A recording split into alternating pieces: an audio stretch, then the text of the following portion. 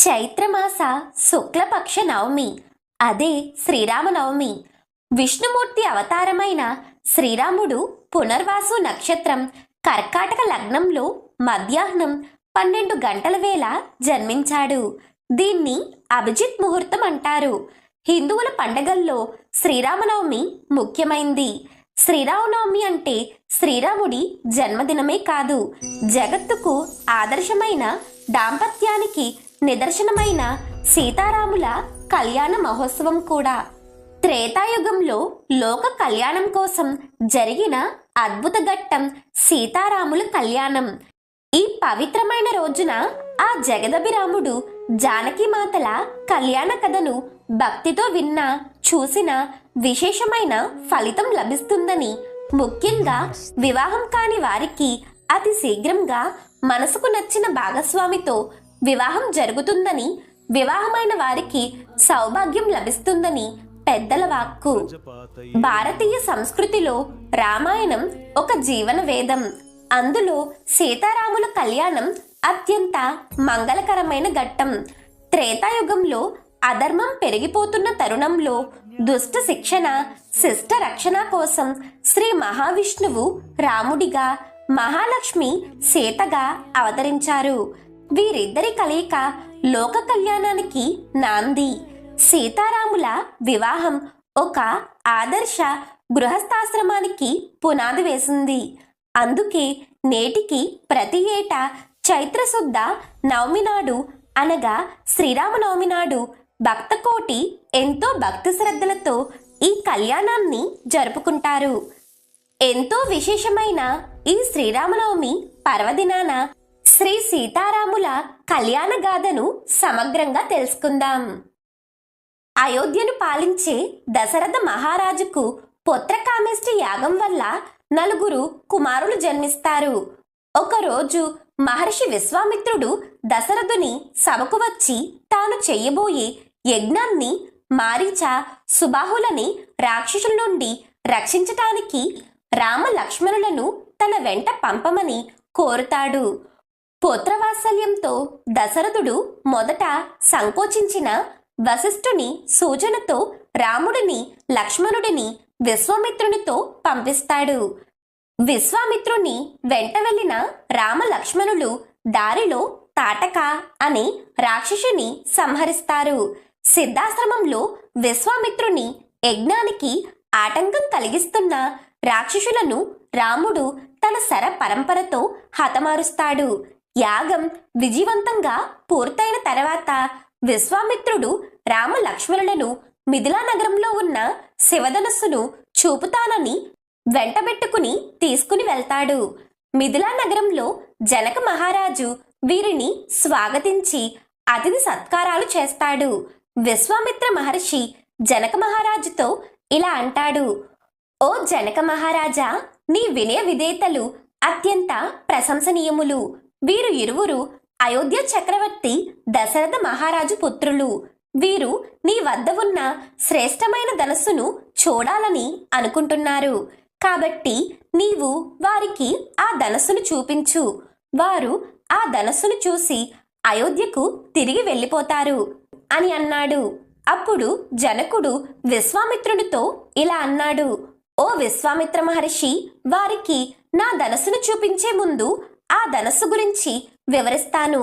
ఆ ధనస్సు శివధనస్సు. పూర్వము దక్షయజ్ఞ సమయంలో రుద్రుడు తనకు యజ్ఞములో ఆవిర్భాగమును ఇవ్వనందుకు ఈ ధనస్సును ధరించి దేవతలందరి శిరస్సులను ఖండించడానికి పూనుకున్నాడు.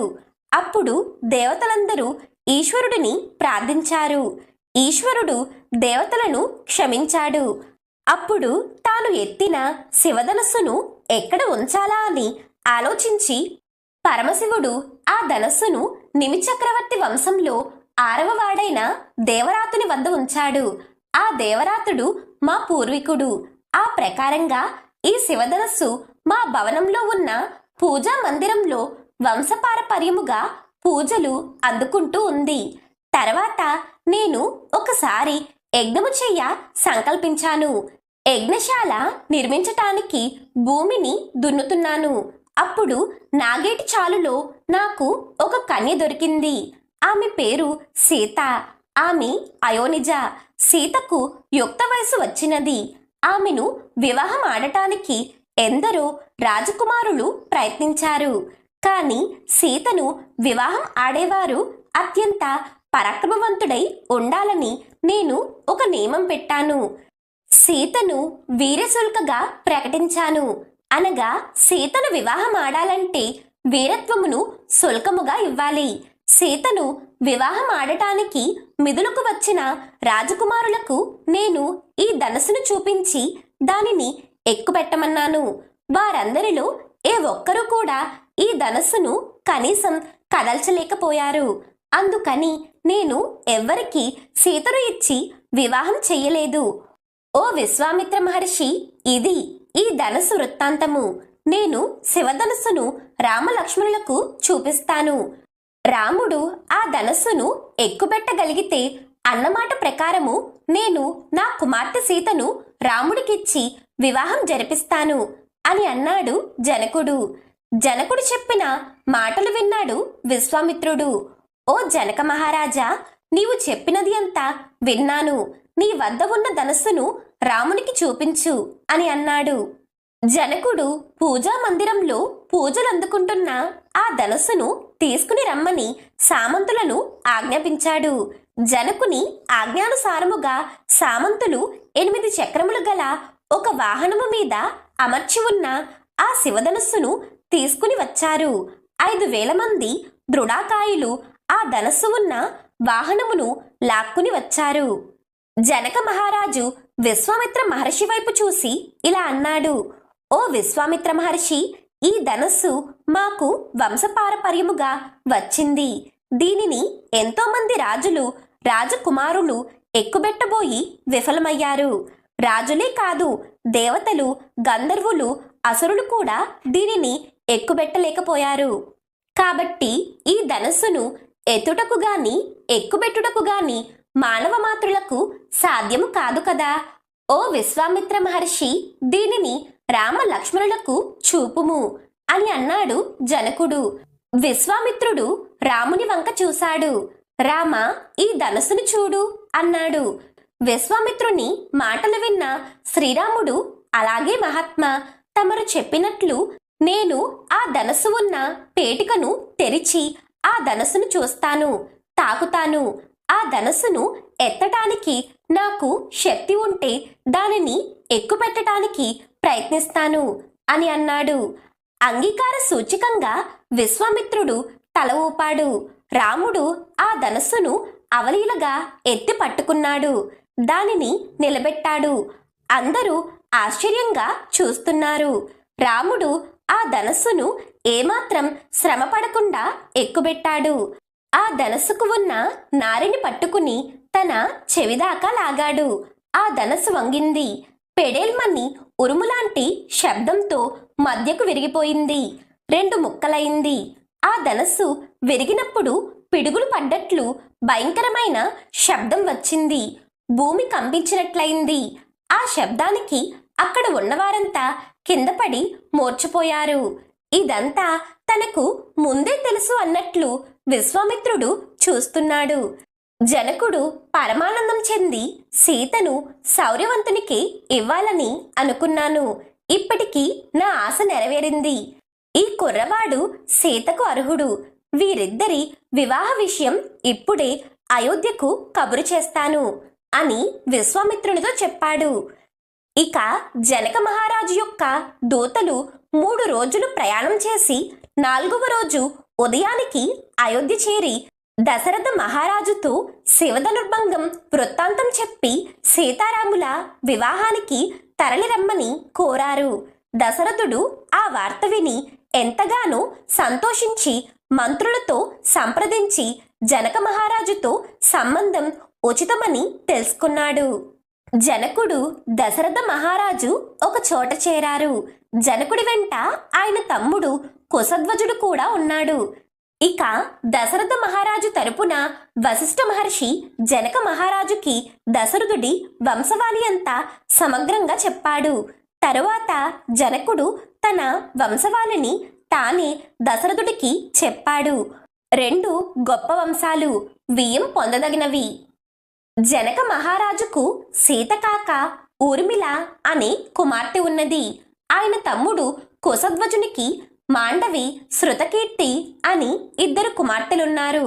సీతారాముల వివాహ ముహూర్తానికి లక్ష్మణుడికి ఊర్మిళను, భరతుడికి మాండవిని, శత్రుఘ్నుడికి శృతకీర్తినిచ్చి వివాహం చేస్తే బాగుంటుందని జనక మహారాజు సూచించాడు.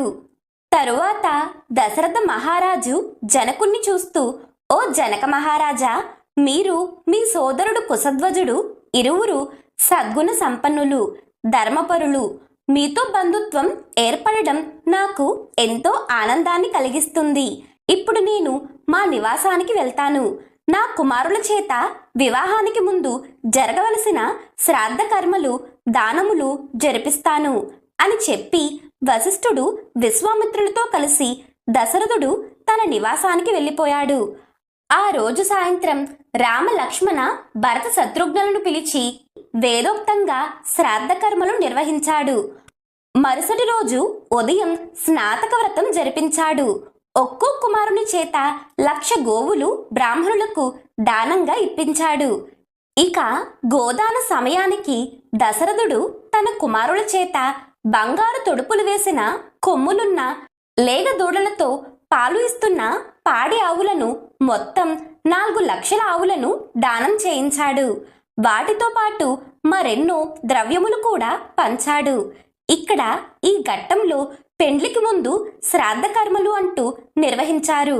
అంటే మనం ఈ రోజుల్లో పెండ్లికి ముందు పెద్దలకు పెట్టుకోవడమని జరిపిస్తాం కదా, ఇంచుమించు అదే సాంప్రదాయం అన్నమాట. శ్రాద్ధ కర్మలు అనగా పెద్దలను స్మరించి ఆశీర్వదించమని పూజించటం అని అర్థం చేసుకోవచ్చు. ఇక మరుసటి రోజు ఉదయం అందరూ ప్రాతకాలాన్ని లేచి సంధ్యావందనాది కర్మలు పూర్తి చేసుకున్నారు. విశ్వామిత్రుడు, వశిష్ఠుడు మొదలైన ఋషులు ముందుండగా అందరూ యజ్ఞవాటికకు చేరుకున్నారు. రామ, లక్ష్మణ, భరత, శత్రుఘ్నులు శుభముహూర్తంలో తోరము కట్టడం మొదలైన మంగళ కార్యాలు ఆచరించారు. ఆ తరువాత 4 సోదరులు పురోహితునితో కలిసి దశరథుని వద్దకు వెళ్లారు. దశరథుని అనుమతితో వశిష్ఠ మహర్షి జనకుని వద్దకు వెళ్ళి ఇలా అన్నాడు. ఓ జనక మహారాజా, దశరథ మహారాజు తన కుమారుల కౌతుక మంగళ కార్యములు పూర్తి చేసి మీ అనుమతి కోసం ఎదురు చూస్తున్నాడు. కన్యాదానం మీ అనుమతితోనే జరగాలి కాబట్టి మేము మీ వద్దకు వచ్చాం అని అన్నాడు. అయితే దానికి జనక మహారాజు చిరునవ్వుతో, మహర్షి, మిథుల కూడా వారి రాజ్యమే కదా, వారికి నా అనుమతి తీసుకోవలసిన అవసరమేమిటి? వెంటనే వారిని రమ్మనండి. నా కుమార్తెలు కూడా కౌతుక మంగళ కార్యములు పూర్తి చేసి కళ్యాణ వేదిక వద్ద ఉన్నారు. ముహూర్త సమయం మించిపోతూ ఉంది. ఆలస్యం కాకుండా అందరూ వచ్చేయండి అని అన్నాడు. జనకుని మాట మేరకు దశరథుడు తన 4 కుమారులతో పురోహితులు ముందుండగా వివాహ మండపం వైపు బయలుదేరాడు. అలా మండపానికి వచ్చిన వారిని జనక మహారాజు ఎంతో సాదరంగా ఆహ్వానించాడు. ఆ తరువాత వశిష్ఠ మహర్షిని చూసి ఇలా అన్నాడు. ఓ వశిష్ఠ మహర్షి, మీరు ఈ వివాహానికి పౌరోహిత్యం వహించారు. నా కుమార్తెల వివాహమును దశరథ పుత్రులతో వేదోక్తంగా జరిపించమని ప్రార్థిస్తున్నాను అని అన్నాడు. అయితే దానికి వశిష్ఠుడు అంగీకరించాడు. విశ్వామిత్రుడు శతానందులను తనతో కలిపి పక్కన ఉంచుకుని వివాహ కార్యక్రమం ప్రారంభించాడు. అగ్నికుండం మధ్యలో వెలిగింది. దాని చుట్టూ పూలతో, గంధంతో, సువర్ణ కలశాలతో అలంకరించబడి ఉంది. హోమపాత్రలు, నేతి, లాజలు, అక్షింతలు అన్నీ సిద్ధంగా ఉన్నాయి. వశిష్ఠుడు వేద మంత్రాలతో అగ్నిని ఆహ్వానించి హోమం ప్రారంభించాడు. ఆ సమయంలో జనక మహారాజు సర్వాలంకారాలతో భూషితమైన తన కుమార్తె సీతను తీసుకుని వచ్చి అగ్నిహోత్రం ముందు నిలబడి ఉన్న రాముని ఎదుట నిలిపాడు. సీత చెయ్యి పట్టుకుని రాముడిని చూసి ఇలా అన్నాడు. ఓ రామ, ఈమె నా కుమార్తె సీత. నీ సహధర్మచారిణిగా నీ జీవితంలో తోడుగా నిలబడటానికి సిద్ధంగా ఉంది. ఈమెను స్వీకరించు. నీ హస్తముతో నా కుమార్తె సీత హస్తమును గ్రహించు. ఎల్లప్పుడూ నీడవలే నీ వెన్నంటే ఉండగలదు అని చెప్పి సీత చేతిని రామునికి అందించి జలాన్ని వదిలాడు. కన్యాదానం పూర్తయింది. ఆ సమయంలో దేవతలు ఆకాశం నుండి దేవదుందుబులు మ్రోగించారు. పూలవర్షం కురిసింది. ఆ ప్రకారం సీతారాముల కళ్యాణాన్ని అత్యంత వైభవంగా జరిపించాడు జనక మహారాజు. ఆ తరువాత జనక మహారాజు లక్ష్మణుడిని పిలిచి, లక్ష్మణ, ఈమె నా కుమార్తె ఊర్మిళ. నీకు సహధర్మచారిణిగా నీ జీవితాంతం నీతో కలిసి ఉంటుంది. ఆలస్యం చెయ్యకుండా పాణిగ్రహణం చెయ్యు అంటూ ఊర్మిళ చేతిని లక్ష్మణుడి చేతిలో ఉంచాడు. తరువాత భరతుడిని చూసి, భరత, ఈమె నా కుమార్తె మాండవి, నీ భార్యగా స్వీకరించు అని అన్నాడు. అలాగే శత్రుఘ్నుడిని పిలిచి, శత్రుఘ్న, ఈమె నా చిన్న కుమార్తె శృతకీర్తి, నీవు ఈమెను జీవిత భాగస్వామిగా అంగీకరించు అని అన్నాడు. ఆ విధంగా రాముడు సీత చేతిని, లక్ష్మణుడు ఊర్మిళ చేతిని, భరతుడు మాండవి చేతిని, శత్రుఘ్నుడు శృతకీర్తి చేతిని పట్టుకుని పాణిగ్రహణ మహోత్సవాన్ని పూర్తి చేశారు. ఆ క్షణంలో దశరథుని కుమారులు నలుగురు తమ తమ భార్యలు చేతులను పట్టుకుని అగ్నికి నమస్కరించారు. అనంతరం దశరథునికి నమస్కరించి ఆయన ఆశీర్వాదం తీసుకున్నారు. తరువాత పురోహితులు ఋషులకు ప్రణామం చేశారు. వశిష్ఠ మహర్షి ఆధ్వర్యంలో ఆ వివాహ మహోత్సవం వైభవంగా పూర్తయింది. వివాహం అనంతరం రాముడు, సీత, లక్ష్మణుడు, ఊర్మిళ, భరతుడు, మాండవి, శత్రుఘ్నుడు, శృతకీర్తులు అగ్నిహోత్రం చుట్టూ 3 సార్లు ప్రదక్షిణ చేశారు. ఈ విధంగా నలుగురు సోదరులు తమ తమ భార్యలతో దంపతులుగా ఏర్పడ్డారు. వివాహం పూర్తయ్యాక వధూవరులు విడిది గృహాలకు వెళ్ళగా వారితో పాటు ఋషులు, బ్రాహ్మణులు కూడా వెళ్లారు. దశరథ మహారాజు తన కుమారులను, కోడళ్లను చూసి అపారమైన ఆనందంతో వారిని అనుసరించాడు. ఆ రాత్రి సీతారాముల కళ్యాణం విజయవంతంగా జరిగింది. అందరూ సంతోషంగా విశ్రాంతి తీసుకున్నారు. మరుసటి రోజు ఉదయం విశ్వామిత్రుడు వధూవరులందరినీ ఆశీర్వదించి జనక మహారాజు దశరథుని వద్ద అనుమతి తీసుకుని హిమవత్ పర్వతానికి వెళ్ళిపోయాడు.